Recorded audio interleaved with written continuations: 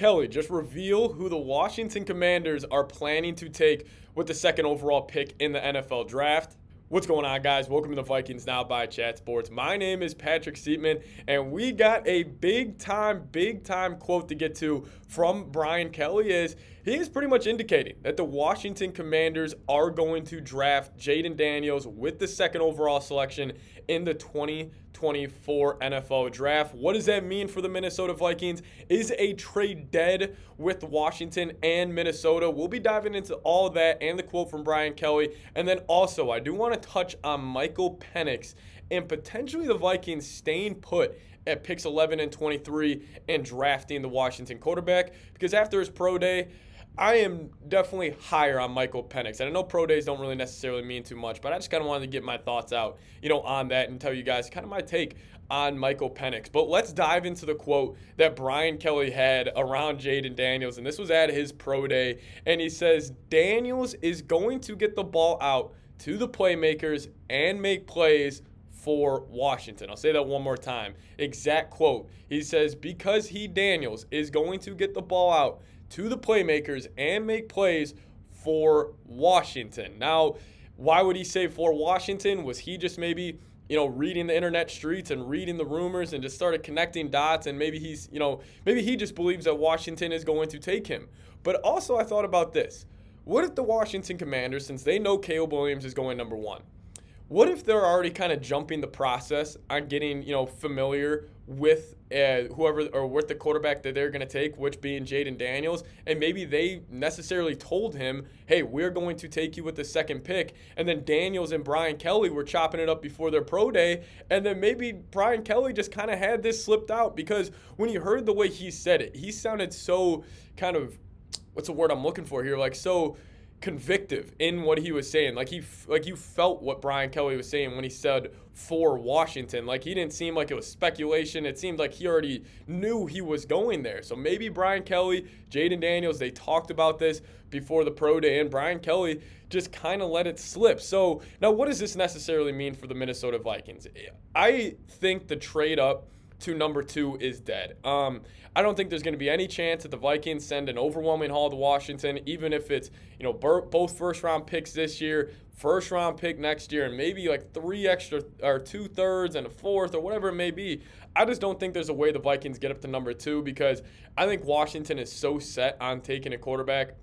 And just think with the new coaching staff, new front office, I think they want to get their guy and they want to start, sandpapering him and developing his game under the Cliff Kingsbury, system. So I think Washington is fully set on taking a quarterback at number 2, and I'm going to say 90% likely that it's going to be Jayden Daniels. So you look at the odds, according to the bookmakers out west, they all have Jayden Daniels as the favorite to go to number 2. So where does that leave the Minnesota Vikings? So let's just say the draft does go Caleb Williams number 1. That's a lock to happen. And Jayden Daniels goes 2. And then you're sitting there. Number 3 pick is up. The New England Patriots obviously have that selection, and Drake Maye is on the board.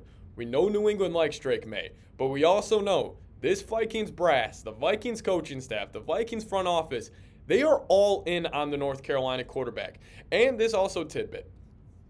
At his pro day, Josh McCown was seen talking to, Drake Maye after, and Drake Maye had some very kind words to say about Josh McCown and just overall his impact on his NFL career, or on his career so far, because we know Josh McCown coached Drake Maye in high school, and, maybe this is the Vikings' plan all along. Maybe they're just sitting there thinking, we got rumors, we got reports that they are going to take Jayden Daniels with the second pick. So we hired Josh McCown to be the quarterback coach. We are going to develop Drake Maye, and he is our kind of saving grace, and they're all in on him.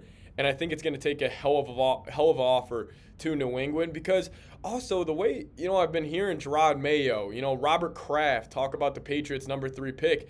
It seems like they are open to dealing it. I mean, they have gone over, we've gone over countless quotes here on the channel, but they have said that they are open to many different directions, whether that is drafting a quarterback or that is trading back and getting another guy, because, I've said it, I don't think New England is necessarily the best landing spot for a rookie quarterback right now. They don't really have a good receiving core. They got a shaky O-line. They got, pretty good running backs, but I just don't think it would be the best scenario for a rookie quarterback. And maybe they're sitting there thinking, we can build up the rest of this roster, trade back with Minnesota, get future draft capital, and then next year, that will be their year to strike where they go all in on maybe a Shedeur Sanders or whoever it may be. But I think the offer for the Minnesota Vikings will be the 2 firsts this year, the first next year, and then I think of another first or fourth from this year, and then a fourth and a fifth next year. I think the Vikings are going to have to send an absolute haul because, the Patriots could easily take Drake Maye. And you're not only going to have to pay,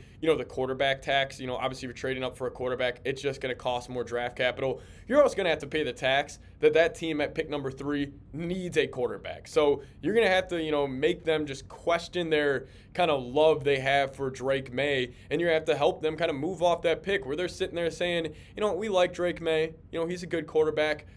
But are we willing to, just go all in on him? And I think the Vikings are going to have to send them a Godfather offer where they will move off the pick. And I actually do believe the Vikings will do so. If I had to call it right now, the Vikings will trade up to pick number 3 before draft night, and it's going to be an absolute haul. But before we dive into Michael Penix, who I do want to talk about on today's show, and I also want to mention just a thought that I had about maybe a top 4 quarterback just falling to the Vikings at 11. I do want to ask you guys this. Will the Vikings be able to trade into the top 3? Give me a Y for yes or an N for no down in the comments section.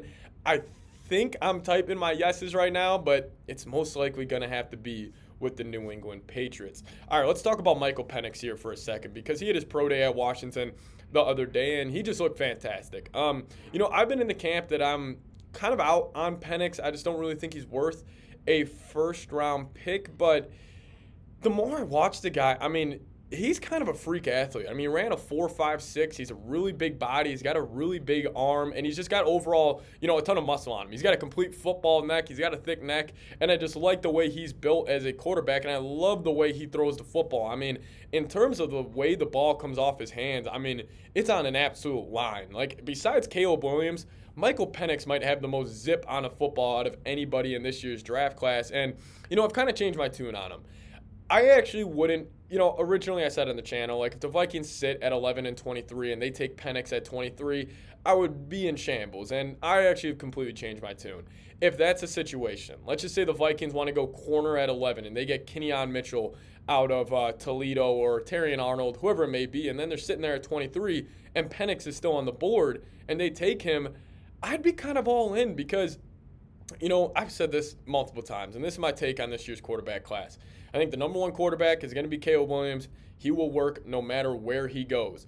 But the second best quarterback in this year's draft class, I think it's going to be whoever the hell Minnesota Vikings take because of the support system we have talked about countless times of Jefferson, Addison, Hockenson, the 2 tackles, the young offensive head coach in Kevin O'Connell, and you got Brian Flores building up that defense, and you got ownership that is just willing to, spend money clearly and go all in on a guy. And, there wouldn't be this overwhelming pressure, I don't believe, on a rookie quarterback because you do have Sam Darnold. And, I don't know if Penix, since he is already 24, that's only 2 years younger than Sam Darnold, who is 26. Like, would he, sit for a year or, how would they play that out? But, I do still think Penix is unlikely to end up in Minnesota because I think if the Vikings were planning on drafting either a Penix or a Bo Nix, I don't know if they would have given Sam Darnold $10 million. Like maybe they would have gone a Jacoby Brissett route or like just a true bridge where it's like a bridge for like 4 games and not potentially a bridge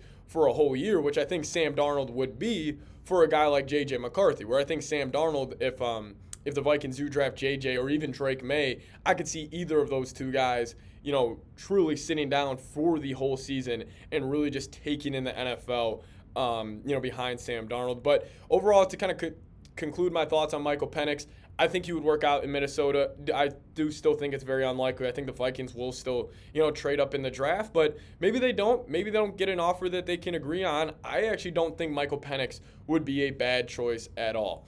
Now, I do want to talk about a potential top 4 quarterback falling in this year's draft class because Bucky Brooks put out a mock draft a couple days ago, and I had Drake Maye falling to 11. And do I think that's going to happen? Absolutely not. I think Drake Maye will be a top 3 pick, whether that's the Patriots taking him at 3 or the Vikings trading up and getting him at 3, but he will go in the top 3. But a guy like J.J. McCarthy. So, we've heard reports that, some NFL scouts think McCarthy's higher than Drake Maye, and whatever you think of McCarthy. But let's just say the draft board does go quarterback, quarterback, quarterback, and I think it will no matter what. And then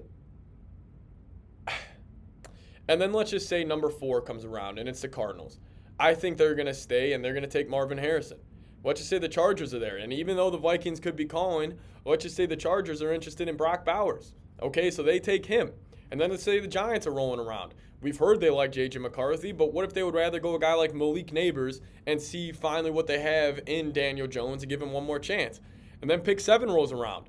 And what if the Titans go offensive tackle? And then the Falcons, they're not taking a quarterback. What if they go edge? And then you got the Bears at 9. What if they take Rome? And then the Jets, what if they take Joe Alt or Olu Fashanu, the other tackle? And then you're sitting there at 11, and you're saying if you're the Vikings, you're like, oh, snap, we just got J.J. McCarthy without having to trade up.